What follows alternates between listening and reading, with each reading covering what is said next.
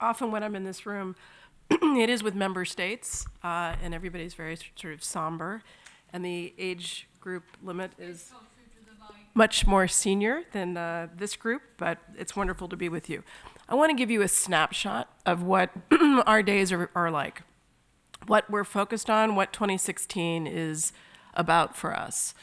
I want to focus on the World Humanitarian Summit and what we hope to get out of it. That's coming up in May. You just heard about it. And I want to talk a little bit more in depth about the Sustainable Development Goals and the role that you all have to play. I'd like to leave enough time for a little bit of engagement, interaction, question and answer. I don't know that I'll be able to answer all your questions, but it would be good to be able to have a bit of a conversation. So we have this extraordinary opportunity where the Secretary General has invited us to Istanbul at the end of May for this World Humanitarian Summit. We believe in the US government that this is a once-in-a-generation opportunity to really think about what is working and what is not working in terms of our delivery of humanitarian assistance. The Secretary General just recently issued a report that has a number of core responsibilities that we all share. I think it's laid out in a way where political leadership is important, leaving no one behind is important. But in a lot of ways, the most important aspect is a call to do business differently. What does that mean? You often read in the newspaper that we have UN agencies come forward and request funding, and that will be followed by some percentage of shortfall. So maybe only 30% of a call of an appeal has been met, only 60% of an appeal has been met. What we think the World Humanitarian Summit has to offer is the possibility to come together and agree, instead of putting the supply side forward, reorganize and have this be demand-driven. What does that mean? That means putting individuals at the center of all the work, having data be the center of the work, having very sophisticated needs assessments drive what the international community's response is going to be. So for example, if we'd had really good needs assessment done in Turkey of refugee families, we would have found that those families wanted education for their children. And then we would have organized, presumably, to deliver education for those children. But our emergency response, at least in the US government, at USAID, in the bureau that I lived in for 4 years, that's not a part of how we deliver emergency response. In fact, we have these silos that have been created where we have humanitarian assistance and we have a whole nother shop that works on development. But that's not how people live. People have needs that need to be met, and they're not thinking of immediate relief and longer-term development. So by having individuals at the center of our response and having data at the center of our response, we're going to immediately reduce this, what we call the relief to development divide, that I think you'll hear about throughout the day. We'll elevate the voices of women and girls, because we're going to hear more about what they need. Presumably, we'd be doing a better job at protection in various areas where people are the most vulnerable. We think actually if you had more data, you'd have a better ability to actually raise funds. People would understand what you were supporting and why you were being asked to give funding. So we hope that the World Humanitarian Summit delivers on this promise, this quest that the Secretary General has laid out in the report. When we come out of that May meeting, it rolls to ECOSOC at the end of June for a discourse on the humanitarian issues that we've found in May, and then it will go to the General Assembly in September. So that's a bit on the humanitarian assistance piece. There will also be President Obama will host a summit here at the UN September 19th to talk about the global refugee crisis. And we can talk more about what that looks like in Q&A. Let me switch gears a little bit and talk about SDGs. You do have this very handy, or I saw them out front, catchy placard that was, I gather, put together by a very fancy design firm. And I think it captures very nicely the totality. But you need to dig deeper. You need to understand what is buried in these 17 goals and 169 targets and even more indicators. When we say that it is the responsibility of all of us, I cannot emphasize that more. What's different about the SDGs is that this applies to all of us. This is not about the global north telling the global south what needs to happen, or the global west telling the global east. This is an agreement that 193 heads of state agreed to in September, which, if you think about it, is truly remarkable. It has the potential to put us on a completely new trajectory of development, and in fact, help us in the United States address issues that are long unresolved, including our slave past. It allows us to talk about how do we address inequality in this country. And I think if we do this in a very robust manner, we're going to set an example for all sorts of other countries. So it's a very exciting moment. Let me tell you a little bit about how we're thinking about jumpstarting implementation of the SDGs. As you heard, I have a bit of a history in the combating human trafficking field.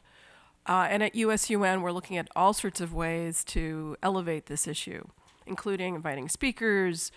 We had Mira Sorvino was speaking last week. We had a panel that I participated in that the UNODC organized. But one idea that we have involves consumers, and ideally all of you. The idea is to grow a circle of champions that involve the heads of companies, CEOs, and the permanent representatives from various countries to agree that they want to advance slave-free, forced labor-free supply chains, so that you would grow over 15 years a coalition of countries and companies supported by consumers that would be demanding slave-free goods. At the moment, we've made a lot of progress in the last 15 years on combating human trafficking since the United Nations agreed to a common definition that involves the forced fraud and coercion for the purposes of enslavement. We've had a paradigm where we focused on protection, prosecution, prevention. And Secretary Clinton, when she was Secretary of State, added a fourth partnership. It's this fourth P that we really want to emphasize, the need to broaden constituencies that understand that in the 21st century, we should not have slavery and slave goods in the marketplace. And ultimately, the responsibility for that is, it can't just be lawyers that are working on this or a handful of policymakers. We do have a lot of interest in the Senate and in the House on this issue. But we need consumers, we need your neighbors, your families, your friends to be engaged. Why don't I stop there and see if this big audience, yeah? And see if you guys have any questions.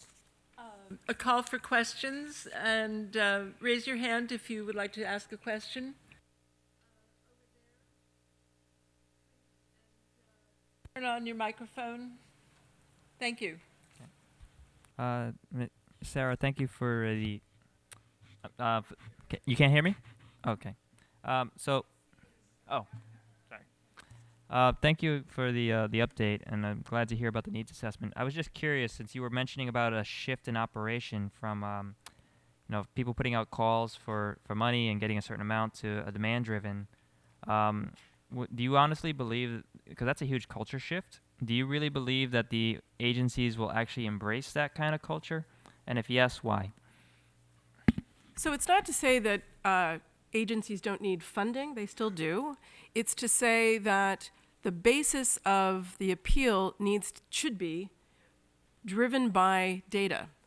The good news is some of the agencies are already doing this. UNICEF has been really in the lead on this. But you're absolutely right. It is a shift in organizational culture to be able to do that kind of sophisticated needs assessment. And what I worry about is that, or what I question is whether we have the workforce to be able to do it. Do we have the people trained in the kind of, some of it's quantitative skills, social science, survey methods to be able to do this? And I wonder if we don't need an effort where either university presidents around the world or some in the United States come together and agree to grow a new, let's call them 2030 experts. Train all of you over the next couple years to be able to work differently. So the way in which you get organizational cultural change is not only by new policies and new approaches, but it's by training and getting people who have an understanding of doing business differently, which is ultimately, most likely, all of you. I do want to say that funding is also important. We're not going to be able to do this without money, but money is not the only problem. It's not just about getting more funding. Do we have one more question? Here in the front from Georgetown.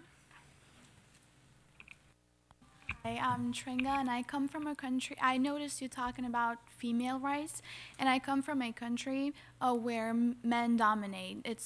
I come from Kosovo, and I noticed you talking when you said individuals can make a change, and I really want to ask you, how can an individual make such a big change in a whole society, since I really like that you believe that an individual can truly make a change in that area.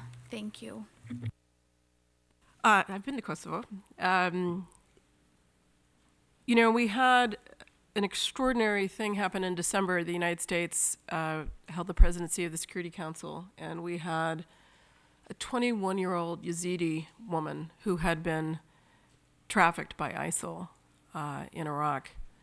And she spoke before the Security Council, and she was the youngest person in the room. And she was the bravest. And all the Security Council members around the table were shaken by her testimony and her bravery. I think that when you think about leadership, nothing happens in this world unless you have people who are leaning forward on an issue that may be not popular, maybe not seen as totally relevant, and then all of a sudden, in part because of their efforts, people realize that this is really critical. Let me focus for a second on one of the goals, goal 16. This is a goal that I was a part of advancing when I was at AID. This is a goal that we feel is a platform to be able to achieve the rest of the Sustainable Development Goals, because it relates to issues having to do with governance, peace, and security. It is in large part because of the negotiation skills of a handful of people, but also because millions of people around the world, when they were asked, this was a highly inclusive process. This was not a closed door, people come to the table, 3 men, and decide what ought to be on the agenda. This was truly, millions of people were involved. If those millions of people hadn't been involved, we wouldn't have gotten them. So you can't stay home. You can't say, it's not up to me. Because if you're not there, you might not be there, and you might not be there, and then it's not going to happen. You got to every day be saying, what can I do to make a difference? And I have a list of priorities and goals, and every day I'm checking against it. Am I advancing my priorities? I'm a political appointee, so that my priorities are also shaped by the Obama administration, but I'm also very conscious that January 20th at noon, we have a change of government. So I have a limited amount of time, and so every day I'm saying, what am I able to do to advance these priorities?